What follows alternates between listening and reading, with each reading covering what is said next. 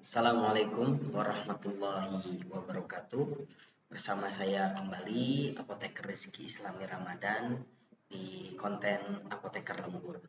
Di sini saya akan membahas tentang leadership yang bertema biar jadi leader gak keder. Mungkin kita sering mendengar terkait leader dan banyak dari kita yang melihat orang yang mengaku sebagai leader tapi dalam langkahnya masih keder. Sahabat sekalian, keder dalam Kamus Besar Bahasa Indonesia itu mempunyai arti takut, gemetar, gentar. Namun apakah betul keder acap kali dirasakan oleh orang yang menjadi leader? Sahabat sekalian, leadership itu sendiri merupakan seni menggunakan kekuasaan secara efektif dan bertanggung jawab. Maka orang yang menggunakan seni tersebut dapat dikatakan sebagai seorang leader. Seorang leader dapat menggunakan segala sumber daya untuk dapat membuat maksud dan tujuan timnya terlaksana, termasuk dapat menggunakan kemampuan communication message yang mana terdiri dari, jadi di sini saya akan membahas terkait dengan communication message sehingga si leader ini tidak menjadi keder. Penting bagi seorang leader itu mempunyai good body language.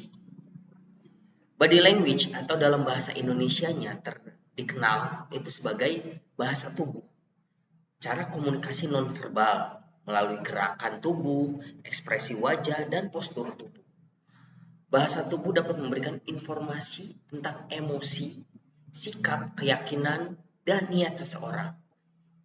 Yang mana pesan tersebut tersampaikan dengan gerak yang dihasilkan oleh tubuh dan ini merupakan salah satu komunikasi yang cukup efektif karena bahasa tubuh merupakan faktor yang membuat 55% pesan kita tersampaikan kepada lawan bicara kita. Nah, terutama kepada tim kita. Sebagai seorang leader itu, jangan mempunyai body language yang flat atau tidak mempunyai body language. Dia datar. Karena apa? Karena itu akan menimbulkan kebingungan di antara timnya. Yang selanjutnya, tone of voice. Tone of voice ini adalah nada suara dari seseorang ketika mengucapkan kata-kata atau kalimat yang mencerminkan emosi, sikap, dan minat dari komunikator atau dari leader itu tersendiri. Tone of voice memberikan pengaruh ini sebesar 48% dari pesan yang diutarakan dapat tersampaikan dengan baik. Nah, ini adalah persentase terbesar kedua ketika berkomunikasi. Jadi seorang leader itu pertama harus mempunyai good body language dan dapat mengatur tone of voice-nya.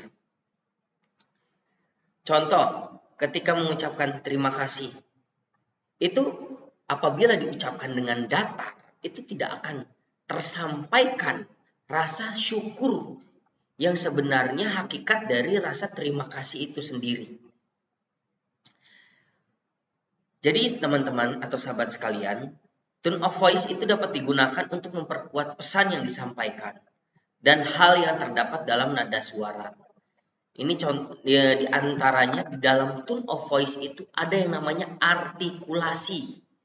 Artikulasi bahasa itu yaitu seperti vokal dan konsonan sehingga kita dapat berbicara dan berkomunikasi dengan bahasa yang dipahami oleh orang lain.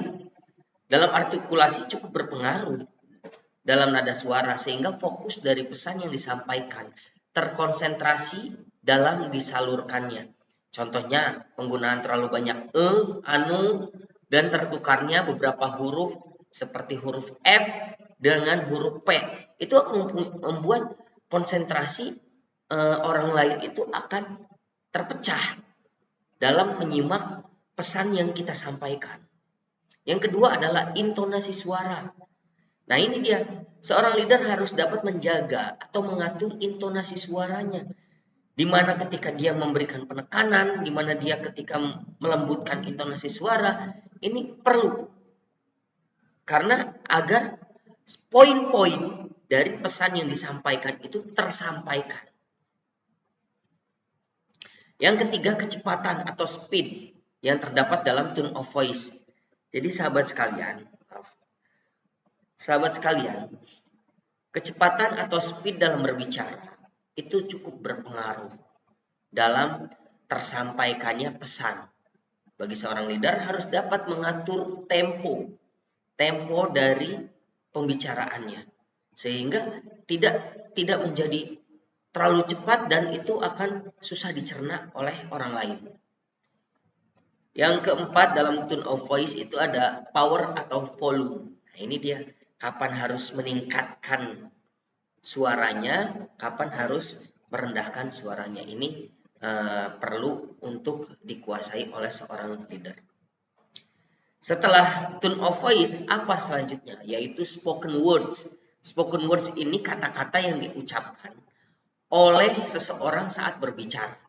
Jadi spoken words ini adalah komponen utama dalam komunikasi verbal dan digunakan untuk menyampaikan pesan atau informasi dari pembicara ke pendengar. Jadi apabila seorang leader itu menguasai atau dapat mengatur spoken words, kata-katanya, kata per kata, itu cukup berpengaruh walaupun pengaruhnya tidak begitu signifikan atau hanya sebesar 7%. Jadi sahabat sekalian, dalam menjadi seorang leader itu jangan sampai kita keder. Ketika membuat keder karena tidak mempunyai yang namanya skill communication message. Tadi saya sudah menyampaikan bahwa skill communication message itu ada body language, tone of voice, dan spoken words. Oke, mungkin cukup sekian dari saya. Kurang lebihnya mohon maaf. Apabila Anda menyukai video saya, dapat klik tombol subscribe, like, dan komen, serta sharing apabila memang Anda merasa bahwa konten ini adalah konten yang bermanfaat, karena share is care. Kurang lebihnya mohon maaf. Wassalamualaikum warahmatullahi wabarakatuh.